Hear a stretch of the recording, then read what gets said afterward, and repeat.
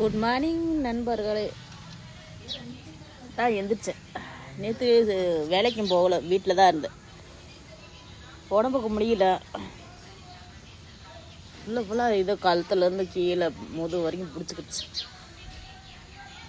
So தூங்குற மாதிரி எந்திரிச்சு உட்கார மாதிரி கிருகிருன்னு வருது. ஸோ உடம்புக்கு முடியாமல் போச்சு, என்னாச்சுன்னே தெரியல. ஸோ பயம் கொடுக்குது, வேறு நோய் என்கிட்ட வந்துடுமோ அப்படின்ட்டு. ஸோ அப்படி வராமல் இருந்தால் நல்லது. கடவுள்கிட்ட வேடிக்குங்க.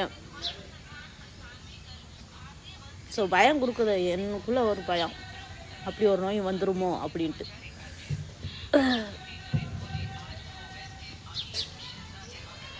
ஸோ பிரெயினில் வந்து பிரச்சனைண்டா பிரச்சனை தான்.